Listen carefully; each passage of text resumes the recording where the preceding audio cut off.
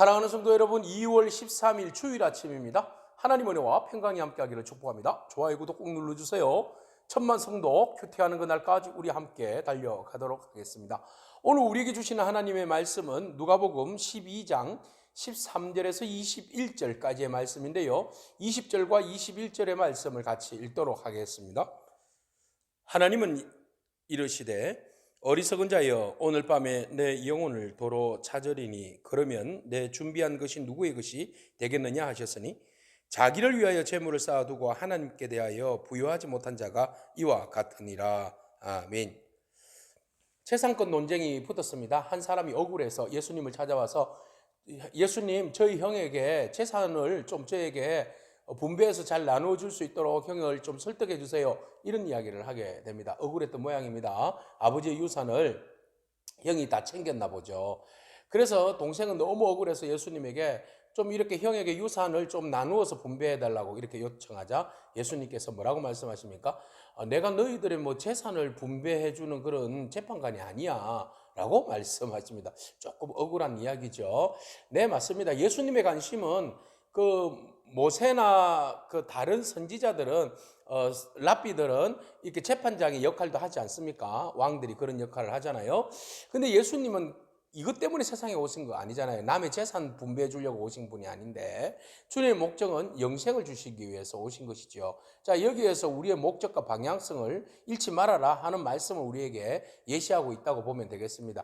우리가 제자로서의 삶인데 어디에 관심을 두어야 하는가 굉장히 중요하죠. 자, 그래서 예수님께서 그 사람에게, 사실은 불로소득이잖아요. 아버지가 돌아가심으로 인해서 아버지의 유산을 이 형제들이 나누어 갔는데, 이것을 가지고 더 많이 가지려고 옥신각신하는 모습들이 참 딱하고 불쌍했던 모양이죠. 그 일로 인해서 그 재산권 논쟁, 분쟁으로 인해서 형제가 막 서로 갈라지고 싸우고 막 하는 이런 안타까운 일들을 우리가 비일비재 많이 보고 있지 않습니까? 그래서 예수님은 말씀하십니다. 사람이 살아가는 데 있어서 가장 중요한 게 뭐냐? 소유이냐? 생명이냐? 그런 이야기입니다.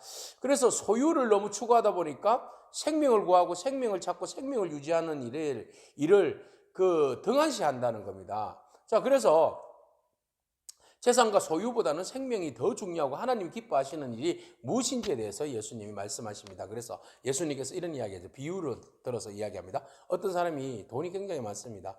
그래서 너무너무 부유한데요. 그가 농사를 지었는데 곡식이 굉장히 많아진 거예요. 많이 수확을 한 거예요. 그래서 지금 가지고 있는 그 곡간 안에는 쌀을 다 넣어줄 수가 없는 그런 상황입니다. 그러면 이제 우리가 경주 채씨 같으면, 만석군 경주 채씨 같으면 이제 이것을 동네 사람들에게 이렇게 나눠주고 그렇게 했을 거 아닙니까? 근데 이 사람은 오로지 관심이 자기에만 있는 거죠. 다른 사람은 없는 겁니다. 그래서 이 사람은 더 큰 곡간을 지으려고 했어요. 더 큰 곡간을 지어서 막 쟁여놓고 이것을 가지고 내가 평화롭게 먹고 쓰고 즐기고 마시자. 네, 이런 이야기를 하죠. 평안히 쉬고 먹고 마시자. 네, 즐거워하자. 그래서 이것을 잘 지어놓고 내가 이것으로 전부 다 이걸 풍요롭게 내 삶을 즐기는 데 써야 되겠다, 이런 이야기를 하죠. 그래서 하나님께서 그에게 와가지고 뭐라고 말씀하십니까? 어리석은 자여, 어리석은 자여, 오늘 밤에 내 영혼을 도로 찾아가리니 그러면 네가 준비한 것이 누구의 것이 되겠느냐? 이렇게 질문을 던지고 끝을 냅니다. 자, 이 말씀 속에서, 그렇죠, 자기의 소유를 위해서 막 노력하고 쌓아뒀는데 간밤에 안녕이라고 들고 갈 수 있겠습니까? 그 억만장자가 돈을 모은다고 굉장히 노력 많이 하고 그것으로 평생을 즐길 것 같았지만 한순간에 하나님이 생명을 거두어 가시면 그 모든 것들이 무용지물이 된다는 겁니다. 예수님께서 이런 말씀하시죠. 자기를 위하여 재물을 쌓아두고 하나님께 대하여 부여하지 못한 자가 이와 같다. 그러니까 우리가 어디에 부유해야 하는가를 말씀하고 있어요.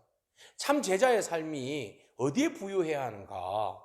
자기의 재물에 부유해야 하는가? 자기의 재산, 소유, 자기의 것들, 여기에 부유해야 하는가? 하나님에 대해 부유해야 하는가? 오늘 우리가 한번 깊이 생각해 봤으면 좋겠습니다.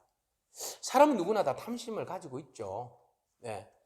누구나 자기의 것을 추구하고 싶고 소유하고 싶은 것이 사람의 마음입니다. 그런데 우리가 믿음의 사람으로서 하나님 나라의 제자로 부르심을 받은 자로서 우리가 모든 관심과 생각이 나의 소유에만 있어야 하는 것인가? 그러면 하나님 나라에 맞는 걸맞는 제자로서의 삶은 무엇인가? 이 소유로 뭘 할 것인가? 네, 고민해 보기 바랍니다. 오늘 답은 생명을 살리는 일입니다. 생명에 관심 있는 일입니다. 둘 다 하나님께서 말씀하시죠. 생명에 대한 이야기예요. 네 생명을 거두고 가면 어떡할 건가요?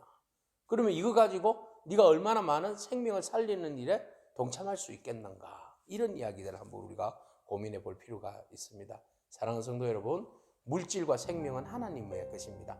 하나님으로부터 왔고 하나님이 우리에게 청지기로서의 삶을 살게 하셨고, 그리고 하나님이 요구하시면 생명도 우리의 물질도 다 하나님께 돌려드려야만 합니다.